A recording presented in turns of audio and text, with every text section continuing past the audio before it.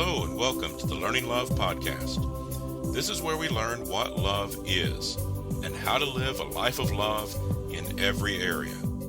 My name is Dr. Mark A. Hicks, author of the book Learning Love. Love can be practical, tangible, and a realistic life for everyone, regardless of your relationship experiences so far. So thank you for joining me as we spend some time learning love.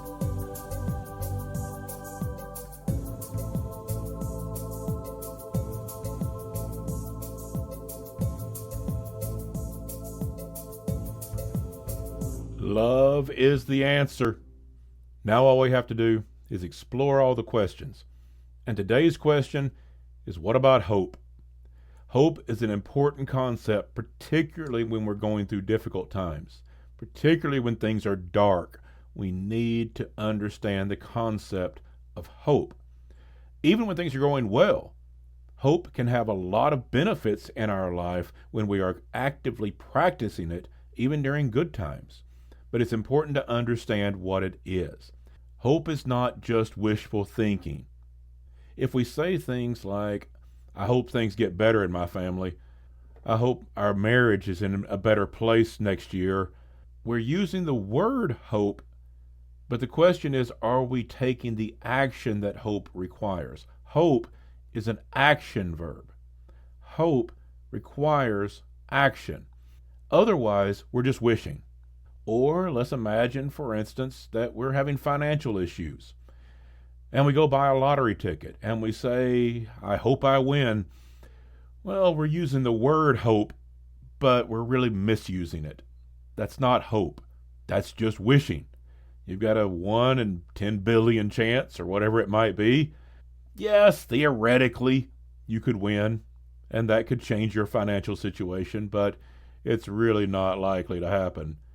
And hope is much more than that.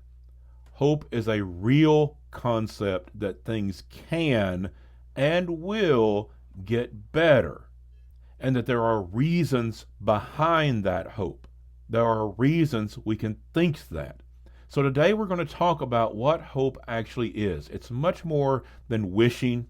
It's more than just fantasizing that things could be better. Hope is action. Hope is realistic. Hope is practical. So we're going to look at what hope is and begin to understand the concept of hope. So in the show today, in segment 1, we're going to talk about what hope is, the concept of hope, and how it is a realistic concept, one that's based in reality and practicality. In the second segment, we're going to talk about how to cultivate it. How do you develop it? Once you understand what it is, you need to understand how to develop hope in your life. And in the third segment of the show today, we're going to talk about the benefits. There are powerful reasons why you need to develop hope in your life. You need to understand this concept and cultivate it because of the powerful benefits that it will bring. So we're going to be covering a lot of territory in today's show, but if you want to go even deeper into this subject, take a look at the work of Charles R. Snyder. He's a psychological researcher and professor that developed the Snyder Hope Theory. I found his work to be pretty fascinating as I was reading it, and so if you want to dive even deeper, take a look at the Snyder Hope Theory. But for now, let's get started talking about what hope is. If we're going to understand what hope is, we need to start by understanding that it is a cognitive process, a mental process. It is a thought process, not just an emotion. Hope certainly affects our emotions, but it is not an emotional state. It is a state of mind. And it's rooted in our process of thought that says there is a plan. There is a strategy going forward from here. Even if I don't see it yet, it is the belief that there is a plan forward. There is a way to make things better. There is a strategy that can be developed to go from here, where I am in this difficult place, to a better place. Or even if I'm not in a bad place. There is a strategy to go from where I am now, which may be perfectly fine, but to an even better place. A place that I can hope for that could be even better. If we want to go from here to there, from where we are now to a better place in any area of our life, from our family life to our job, to improving our health, improving our financial situation, whatever our desire is, hope is that mindset that there is a way to get there. There is a path forward, there is a strategy, and then the task becomes to find that path, to find that strategy. Hope is action. It is a belief that there's a path forward, and then finding that path, and then taking that path. All of that is involved in hope. It's not just wishing. It is a thought process of finding the way forward, believing that it is there, even when we don't see it, searching for it, finding it, and then taking that path. When we have that concept, we always have hope. In every situation, we can know there is a path forward to a better place. Maybe we can't solve all the world's problems, but we can make life better. We can go from here to there. We can go from where we are to a better place. There is a strategy. There is a path to a better job, to a better family life, to fix those marital problems, to a better financial situation. There is a path forward, and believing that and looking for that path is what hope is. Now, since it is a thought process, it is a mindset, it can be developed. Our emotional state will fluctuate. Sometimes we may feel hopeless. It may feel very, very dark, but that's our emotional state. It can fluctuate for a lot of reasons. Our circumstances will affect us, obviously, but maybe we have a cold. Maybe we're just not feeling well. Maybe we didn't sleep well the night before. A lot of things can affect our emotions. Hope is holding to that concept, that mental state, that there is a way forward. And since it is a mental state, it can be developed. Our brains are really good at developing. There are these things called neural pathways. And as we develop an area of thought, neural pathways are developed to help us in that area of thought. This is why everything feels awkward at first when we've never done it before, because our brains just don't know how. But everything that we practice, our brains start getting used to. It develops neural pathways that go from a little tiny path where we barely are able to think through the process to great, big, huge neural path highways where these concepts become really easy.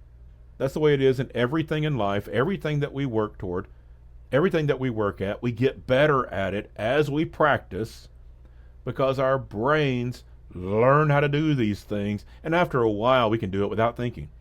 If you've never picked up a basketball before, it's going to feel really awkward the first time you shoot it towards that hoop. But if you practice for years and years and years, these professional athletes, these professional NBA players, they don't even think about it.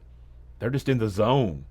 They don't have to think about how to hold their hand or how to bend their knees for their shot. They've done it so many times, their brain just knows how to do it. Their body has adapted. They've got great, big, huge neural pathways on how to shoot a basketball. It becomes second nature. That's true of everything in life. When we practice it, our brains just get better at it. And since hope is a mental process, our brains can adapt. We can begin to not only know the pathway is there to go forward, but our brains will start searching for it more easily, despite how our emotions may feel at the time. We may be pretty discouraged emotionally, but our brains will adapt to hope of looking for that solution, looking for that strategy, looking for that way forward. And so don't just go by your emotional state. Develop that mental state of hope, that belief that there is a path forward to a better place, there is a strategy, and when we develop that, our brains will look for it and start finding those pathways more easily because our brains learn how to look for them. And so the good news about hope is that it is that mental process that can be practiced.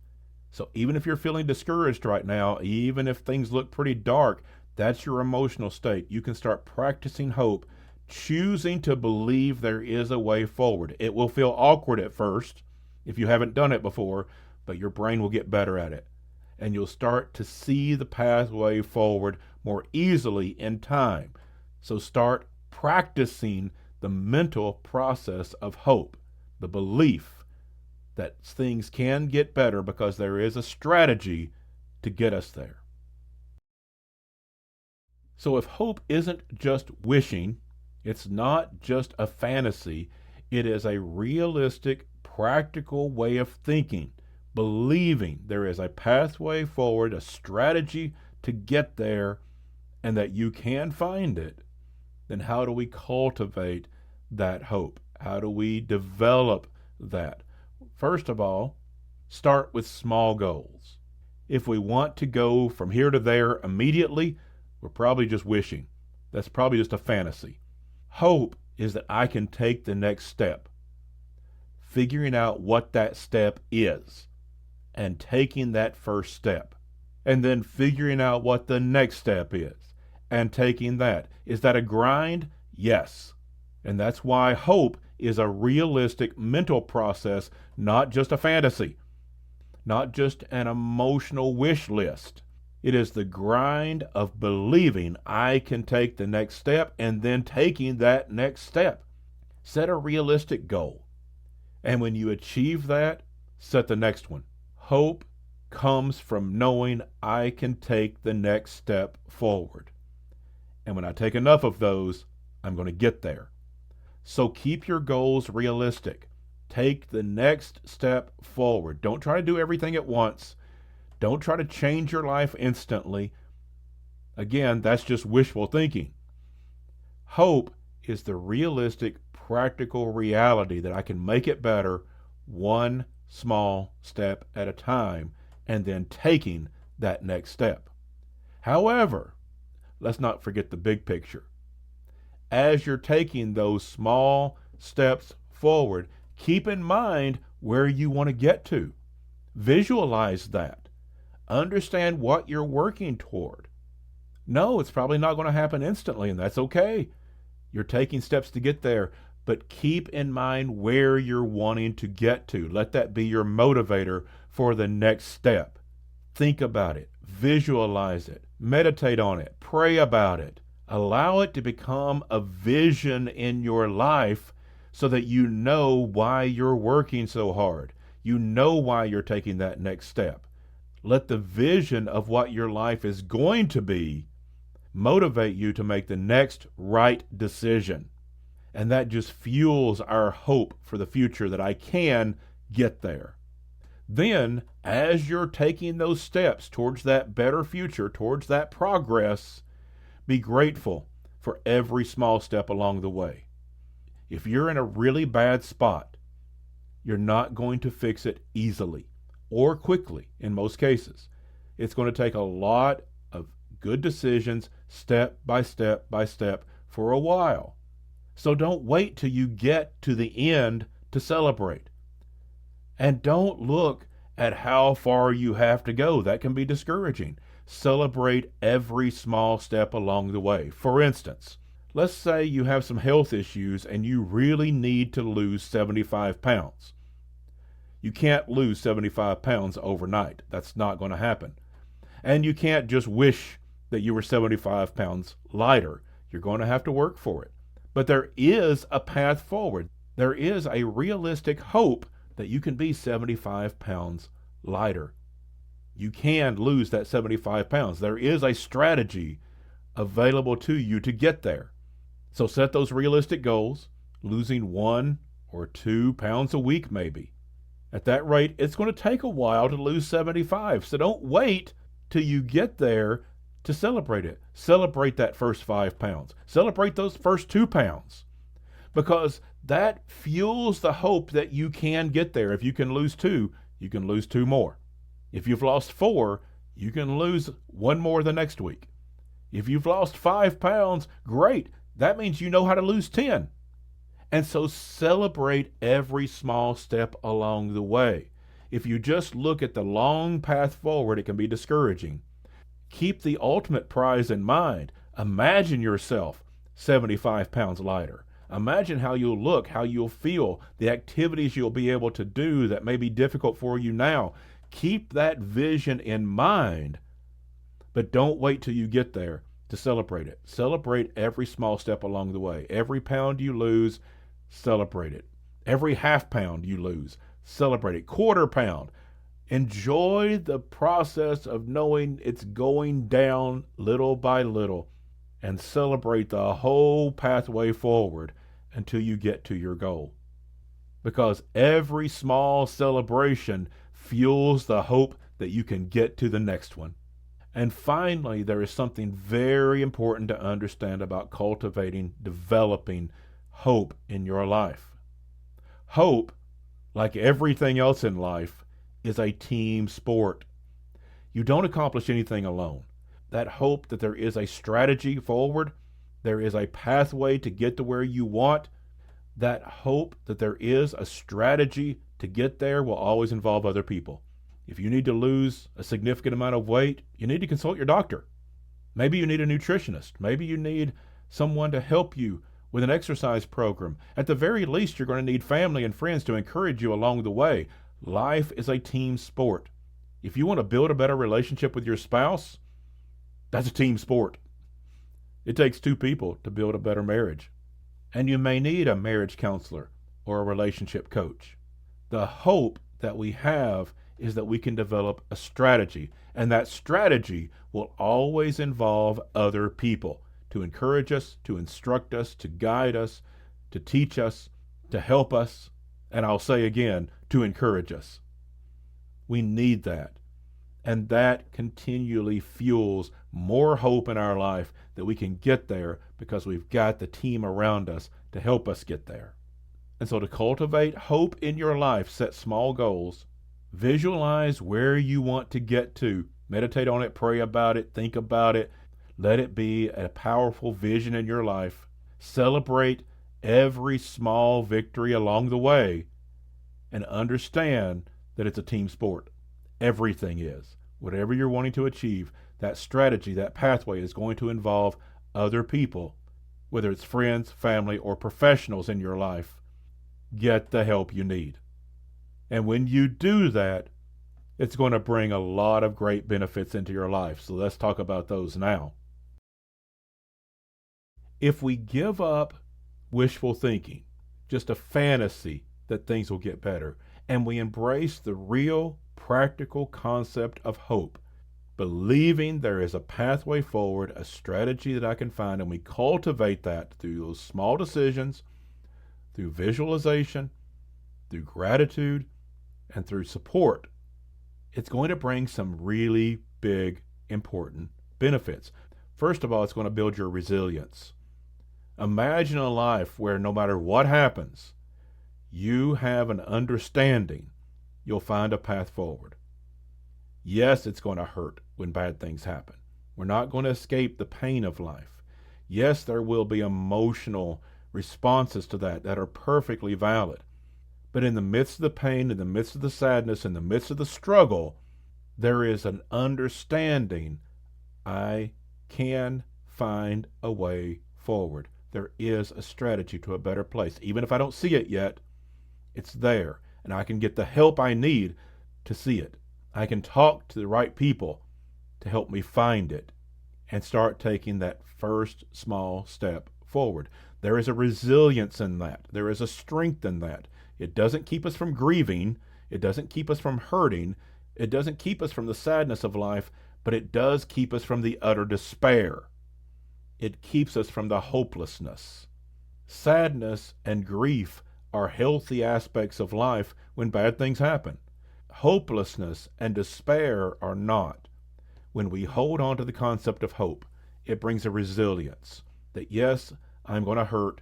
Yes, there are times in life that bring tears. That's okay. There is a resilience in understanding that I still have hope.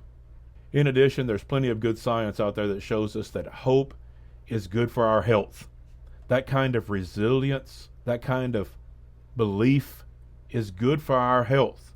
We get better outcomes when we have hope. Believing that there is a way for us to get better from this illness is an important part of getting better from the illness. Believing that we can manage even a chronic condition is an important part of managing that chronic condition. So we're going to get better results. Believing that I can lose the weight. Yes, it's going to be difficult, but believing, knowing, holding on to that hope that we can is an important part of reaching that goal. Knowing that we can build better relationships. There is a path forward. There is a strategy. I talk about that strategy in my book, Learning Love. I give the strategy for building healthy relationships. This leads to better outcomes. And this leads to better satisfaction in life, to having more of a life of well-being. It doesn't solve every problem immediately. In fact, most big problems are not solvable immediately. If we could just snap our fingers and make things better, then great, we would do that. But that's not the way life works.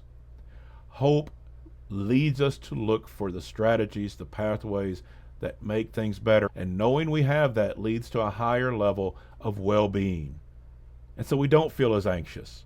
We don't feel as depressed because we have hope that we're going to get better. Not just wishful thinking, but a strategy that we're going to take one small step at a time and celebrate those steps along the way. That is a life of well-being. That is a life with less anxiety, less depression, better health, more resilience, and it all comes from living a life of hope. Thank you for joining me on the Learning Love podcast. If you're ready to live your life of love, visit my website, markahicks.com, to get my free ebook, The 5 Components of Love. And coming in 2025, my new book from Morgan James Publishing, Learning Love, Building a Life That Matters and Healthy Relationships That Last. Pre-orders will be available soon. And remember, love is the answer.